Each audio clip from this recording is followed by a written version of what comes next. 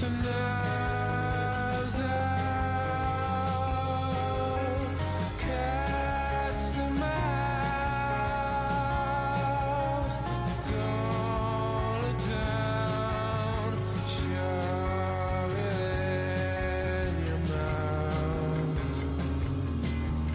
my fellow YouTubers and welcome to my review of Knives Out. Written and directed by Rian Johnson, starring Daniel Craig, Chris Evans, Ana de Armas, Jamie Lee Curtis, Michael Shannon and many more. So, Knives Out. This is basically a murder mystery movie. Rian Johnson, who we know from directing and writing Star Wars The Last Jedi.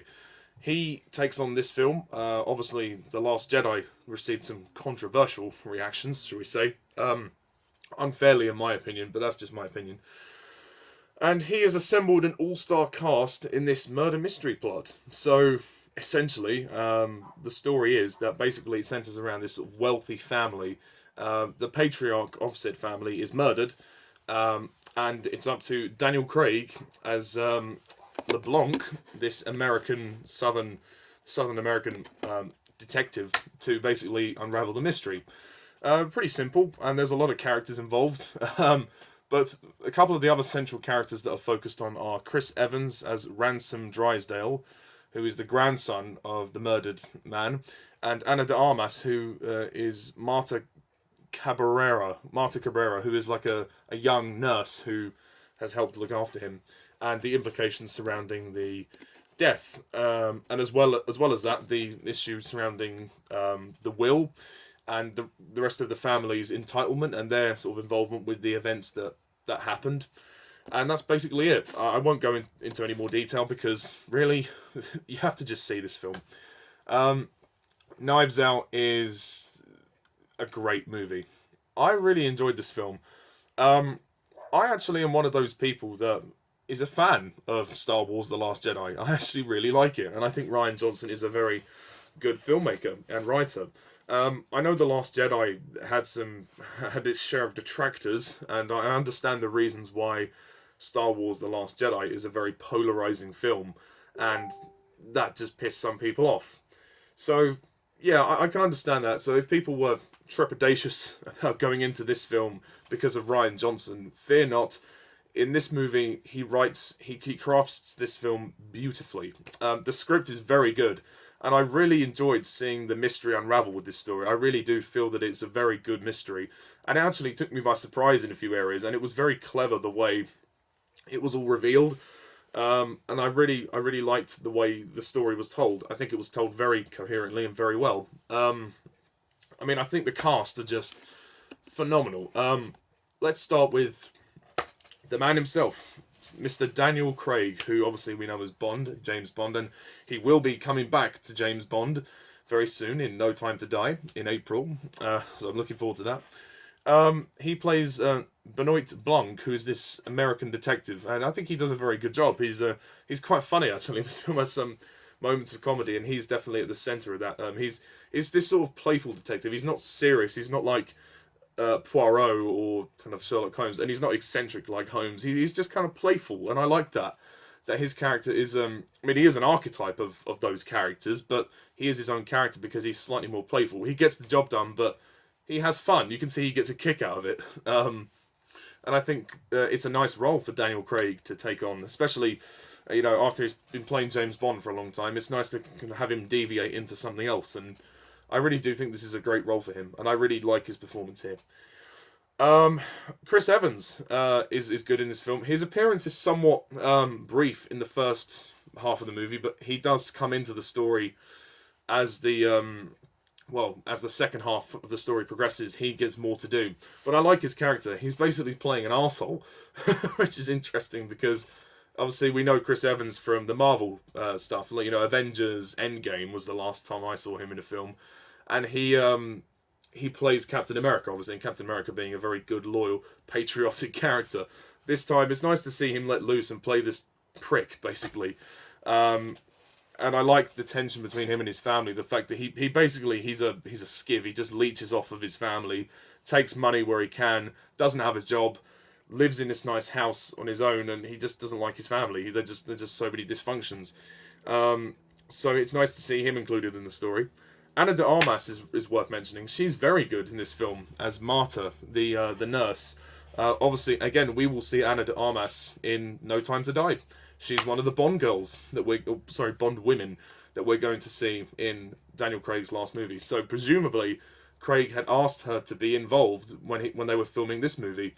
I mean, I guess that makes sense, doesn't it? So, Ana de Armas, we will see you in April for No Time to Die. But as for this, I like her character very much, and she definitely is a centerpiece in the film. I'd see her as the main protagonist of the movie, and she definitely goes through quite a journey in this film, and it's a very good performance, very very sensitive performance, which is also good. The other cast members are good. Jamie Lee Curtis is in this movie. She plays a small part. She's very good. Michael Shannon is also good. Don Johnson, who plays the husband of Jamie Lee Curtis, they're good. Toni Collette, LaKeith Stanfield, Christopher Plummer plays the man who's murdered, the patriarch of the family. Katherine Langford, Jaeden Martell, who I believe we saw in the It movies, the It movies, the horror movies. Riki, Lindhome, Eddie Patterson, Frank Oz is in the movie. Frank Oz, the voice of friggin' Yoda is in this film. So there is an all-star cast. I won't go through what each of them do in the film because that would spoil it, but I will say they're all very good. They're all very good. The film is shot very well. The camera angles are very good, and I like the sort of the tension in this film. That is all built on tension. Obviously, being a murder mystery. And I like the way the mystery is unraveled very much, and how each character has their moment where they describe what they were doing at the time of the murder, and their involvement as such. There are quite a lot of characters in this film. Not all of them get as much to do in the second act as I would have liked. It's the film kind of doesn't sort of uses them and then forgets about them a little bit until the end. So there's also this subplot that Jamie Lee Curtis's husband in the film, who is Don Johnson, that the characters are having a dysfunctional marriage, and that Don Johnson's character is having an affair with someone, which is obviously true, but it doesn't seem to go anywhere once she finds out about it. It seems a bit unresolved in that regard. It's only a subplot, so maybe they didn't need to completely resolve it, but it would have been nice to have a bit more closure on that. Again, I don't know what else to say because I don't want to spoil it, but you really have to see this movie. It's directed well by Rian Johnson. The pacing is a little slow in the second act. There are a couple of scenes which maybe do drag a little bit, but it's not a major complaint. I was pretty much entertained for the whole film, and I was gripped. It was very gripping. It's a great mystery. Trouble is, if you go and watch this movie more than once, second time you're always going to know what's going to happen. So. And it's a very clever movie, very well written. In a way, kind of a simple premise, but they execute it very well. And I think it was good that Rian Johnson took on a project like this because he's proved now to people that he can write and he can direct, despite what the naysayers of The Last Jedi have to say. I still love The Last Jedi, but obviously not everyone did. So. And their biggest complaint about that movie was the script and the fact that the story went in so many different directions, and ultimately they just didn't like that because the film had so many twists and turns, and the film made decisions that they didn't agree with. But I say to hell with that, because watch this, because this movie plays out the murder mystery great. It's almost a nice homage to like Sherlock Holmes and Poirot and like all those. I mean, Agatha Christie, who wrote the best sort of detective novels, really. It's almost a sort of nice modern homage to that, which is really nice. The music is good too. The house looks gorgeous. I mean, the production design for this film is incredible. I don't know where they filmed, but must have been somewhere nice. So. I won't go into too much more detail, but I will say that it's a very good film, and I would definitely recommend it. It's 2 hours 10 minutes long, so it doesn't it doesn't drag too much, apart from a couple of scenes towards the end, maybe. But I really enjoyed this film. I was very surprised how good it was. Would I buy it? I might buy it. I actually might buy it, you know. And I mean, well, Daniel Craig is one of my favourite actors, so of course I'll probably buy it. And you know, he plays a good detective, and if they ever did a sequel with Daniel Craig's character, I would definitely watch it.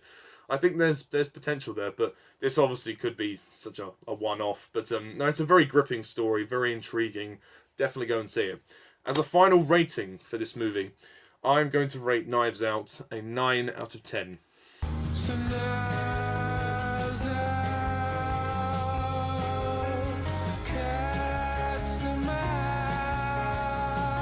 So that's my review of Knives Out, and stay tuned for more videos. Speaking of Bond and Daniel Craig, the teaser trailer for No Time to Die is approaching us very soon. At the time I'm recording this video, it is, what's the date today?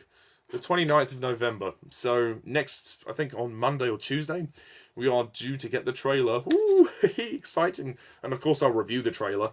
I wouldn't not review the trailer for No Time to Die. So looking forward to that. But yes, please go and see Knives Out. It is a great movie.